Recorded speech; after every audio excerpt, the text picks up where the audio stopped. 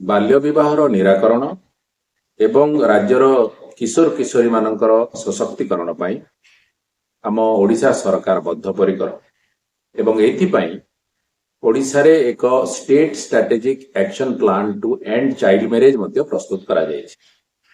ପ୍ରଥମ ପର୍ଯ୍ୟାୟରେ ଏହା 2019ରୁ 2024 5 ବର୍ଷ ପାଇଁ ପ୍ରସ୍ତୁତ କରାଯାଇଥିଲା। ଏବେ 2025ରୁ 2030ର ପ୍ରସ୍ତୁତି ପ୍ରକ୍ରିୟାରେ ଅଛି। ଉଭୟ ଷ୍ଟ୍ରାଟେଜିକ୍ ଆକ୍ସନ ପ୍ଲାନ୍ରେ 2030 ସୁଦ୍ଧା ରାଜ୍ୟକୁ ବାଲ୍ୟ ବିବାହ ମୁକ୍ତ କରିବାର ପ୍ରତିଜ୍ଞାକୁ ଦୋହରାଯାଇଛି। ଏହା ଏକ ରାଜନୈତିକ ପ୍ରତିବଦ୍ଧତା ଏବଂ 2030 ସୁଦ୍ଧା ରାଜ୍ୟକୁ ଯଦି ଆମେ ବାଲ୍ୟ ବିବାହ ମୁକ୍ତ ବୋଲି ଘୋଷଣା କରିବା ତାହେଲେ ରାଜ୍ୟର ପ୍ରତ୍ୟେକଟି ଗାଁ ଏବଂ ସହରାଞ୍ଚଳର ପ୍ରତ୍ୟେକଟି ୱାର୍ଡ ମଧ୍ୟ ବାଲ୍ୟ ବିବାହ ମୁକ୍ତ କରିବାକୁ। ଏଥିପାଇଁ ଓଡ଼ିଶାରେ ବର୍ତ୍ତମାନ ବାଲ୍ୟ ବିବାହ ମୁକ୍ତ ଗାଁ ଏବଂ ବାଲ୍ୟ ବିବାହ ମୁକ୍ତ ୱାର୍ଡର ଏକ ବ୍ୟାପକ ଅଭିଯାନ ଚାଲିଛି। ଏହି ଅଭିଯାନଟି କିଛି ବର୍ଷ ତଳେ ସୁବର୍ଣ୍ଣପୁର ଜିଲ୍ଲାର ରୁଗୁଡିପାଲି ଗାଁରୁ ଆରମ୍ଭ ହୋଇଥିଲା। ରୁଗୁଡିପାଲି ଗାଁଟି ଓଡ଼ିଶାର ପ୍ରଥମ ବାଲ୍ୟ ବିବାହ ମୁକ୍ତ ଗାଁ ଭାବରେ ଜିଲ୍ଲା ପ୍ରଶାସନର ସ୍ୱୀକୃତି ପାଇଥିଲା ଏବଂ ପରବର୍ତ୍ତୀ ସମୟରେ ମହିଳା ଓ ଶିଶୁ ବିକାଶ ବିଭାଗ ତାହାକୁ ଏକ ଉଦାହରଣ ଭାବରେ ନେଇ 30ଟି ଯାକ ଜିଲ୍ଲାର ଜିଲ୍ଲାପାଳ ମାନଙ୍କୁ ନିଜ ନିଜ ଅଞ୍ଚଳରେ ଏଭଳି ବାଲ୍ୟ ବିବାହ ମୁକ୍ତ ଗାଁ ଗଠନ କରିବା ପାଇଁ ପରାମର୍ଶ ଦେଇଥିଲେ।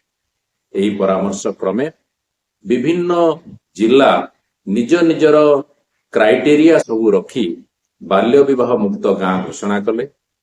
ଓଡ଼ିଶା ସରକାର ସେମାନଙ୍କୁ ପ୍ରତି ଗାଁ ପିଛା 3000 ଟଙ୍କାର ଏକ ପୁରସ୍କାର ରାଶି ମଧ୍ୟ ପ୍ରଦାନ କରିଥିଲେ। କିନ୍ତୁ ଦେଖାଗଲା ଯେ ବିଭିନ୍ନ ଜିଲ୍ଲାରେ ବିଭିନ୍ନ ପ୍ରକାରର କ୍ରାଇଟେରିଆ ବା ଅଲଗା ଅଲଗା ଯୋଗ୍ୟତା ଆଧାରରେ ବାଲ୍ୟ ବିବାହ ମୁକ୍ତ ଗାଁ ବା ବାଲ୍ୟ ବିବାହ ମୁକ୍ତ ୱାର୍ଡ ଘୋଷଣା କରାଯାଉଛି। ଏହାକୁ ଆଖି ଆଗରେ ରଖି ଓଡ଼ିଶା ସରକାର ରାଜ୍ୟ ସ୍ତରରେ ଏକ ଗାଇଡଲାଇନ ପ୍ରସ୍ତୁତ କଲେ ଏବଂ ଏହି ଗାଇଡଲାଇନ 4 ଅଗଷ୍ଟ 2022 ତାରିଖ ଦିନ ମହିଳା ଓ ଶିଶୁ ବିକାଶ ବିଭାଗ ଦ୍ୱାରା ସମଗ୍ର ରାଜ୍ୟର ସମସ୍ତ ଜିଲ୍ଲାପାଳ ଏବଂ ସହରାଞ୍ଚଳର ଅଧିକାରୀମାନଙ୍କୁ ବା ମ୍ୟୁନିସିପାଲ କର୍ପୋରେସନ୍ସ ମାନଙ୍କୁ ପ୍ରେରଣ କରାଗଲା। ଏହାରି ଆଧାରରେ ନିର୍ଦ୍ଦିଷ୍ଟ କିଛି ଯୋଗ୍ୟତା ବା ନିର୍ଦ୍ଦିଷ୍ଟ କିଛି ମାପକାଠି କୌଣସି ଏକ ଗାଁ ବା ସହରାଞ୍ଚଳର ୱାର୍ଡକୁ କିପରି ଭାବରେ ବାଲ୍ୟ ବିବାହ ମୁକ୍ତ ଘୋଷଣା କରାଯିବ ତାହା ସ୍ଥିର କରାଗଲା।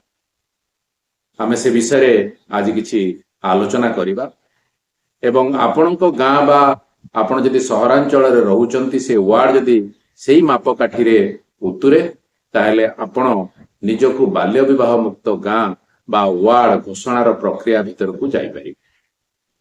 କଣ କଣ ଥିବା ଦରକାର ଯଦି ଗୋଟେ ଗାଁ ବାଲ୍ୟ ବିବାହ ମୁକ୍ତ ଘୋଷିତ ହେବାକୁ ଚାହେଁ ବା ଗୋଟେ ୱାର୍ଡ ବାଲ୍ୟ ବିବାହ ମୁକ୍ତ ଘୋଷିତ ହେବାକୁ ଚାହେଁ। ପ୍ରଥମ କଥା ହେଲା ଯେ ସେଇ ଗାଁ ବା ସେ ୱାର୍ଡଟି ତାରି ଭିତରେ ଗତ 2 ବର୍ଷ ଭିତରେ ଗୋଟିଏ ବି ବାଲ୍ୟ ବିବାହ ସଂଗଠିତ ହୋଇନଥିବ। ଏହା ପ୍ରଥମ ଯୋଗ୍ୟତା ବା ପ୍ରଥମ ମାପକାଠି ଭାବରେ ଏଥିରେ ନିଆଯାଇଛି। ଦ୍ୱିତୀୟଟି ହେଲା ଯେ ଆମର ଗାଁ ସ୍ତରୀୟ ବା ୱାର୍ଡ ସ୍ତରୀୟ ଯୋଉ କମିଟି ଗଠନ କଥା କୁହାଯାଇଛି, ପୂର୍ବ ଅଧ୍ୟାୟରେ ମଧ୍ୟ ଆମେ ଏ ସମ୍ପର୍କରେ ଆଲୋଚନା କରିଥିଲେ।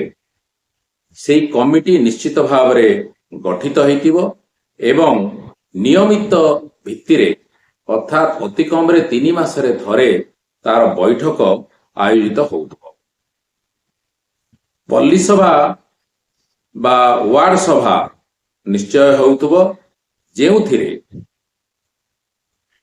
ଗାଁ ବା ୱାର୍ଡକୁ ବାଲ୍ୟ ବିବାହ ମୁକ୍ତ ଘୋଷଣା କରାଯିବା ସମ୍ପର୍କରେ ଆଲୋଚନା ହୋଇଥିବ ଏବଂ ସେ ସମ୍ପର୍କରେ ମତାମତ ମଧ୍ୟ ନିଆଯାଇଥିବ।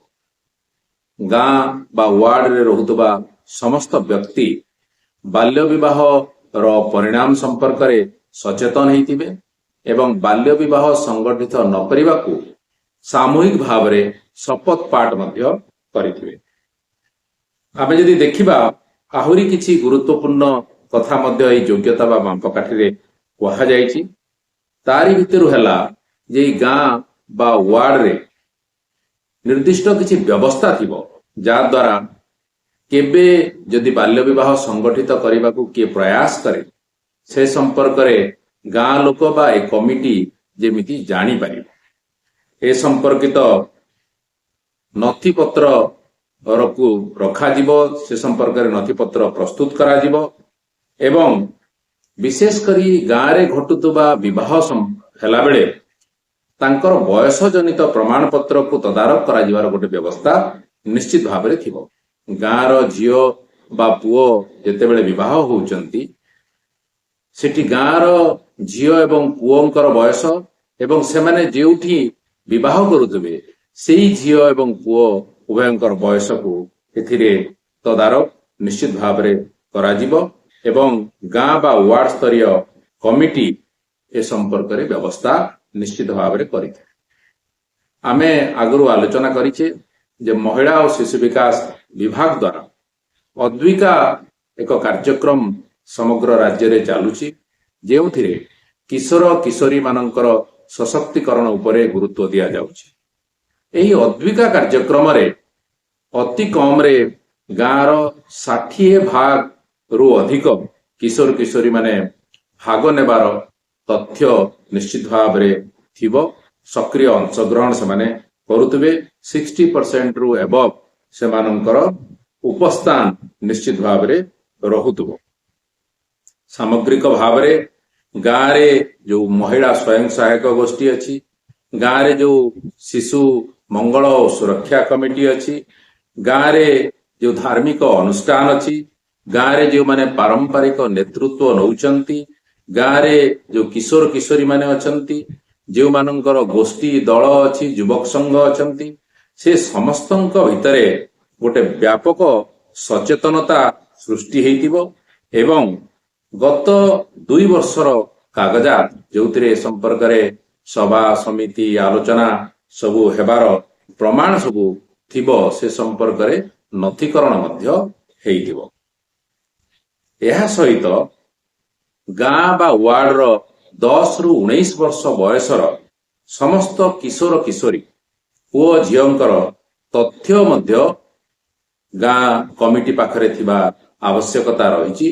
अंगनवाड़ी कर्मी जी अछंती से एथिरे सहायता प्रदान करि परिबे एवं केवल ना गाँ नुहे ना गाँ समेत पिला मानकर शिक्षा संबंधी तथ्य सेमानंकर वर्तमान स्थिति ए सबु संपर्क रे केउ विद्यालय को जाउचंती बा केउ कॉलेज को जाउचंती सेमाने नियमित जानती कि बा कोठी शिशु श्रमिक भाव में काम करती कि ड्रॉप आउट होइचंती कि ए सबु संपर्कित तथ्य समस्त 10 रु 19 वर्ष बयसर किशोर किशोरी मानकर गाँ पाखरे जदि एई सबु योग्यता रे आपनको गाँ बा आपनको वार्ड पूरण करि पारुछि बोली आपण अनुभव करूचंती ताहले निजको प्रस्तुत रखंतु एवं बाल्य विवाह मुक्त गाँ बा वार्ड घोषणा करिवार प्रक्रिया आपण माने आरंभ करंतु। एथिपाई आपणकर अंगनवाड़ी कर्मी सहित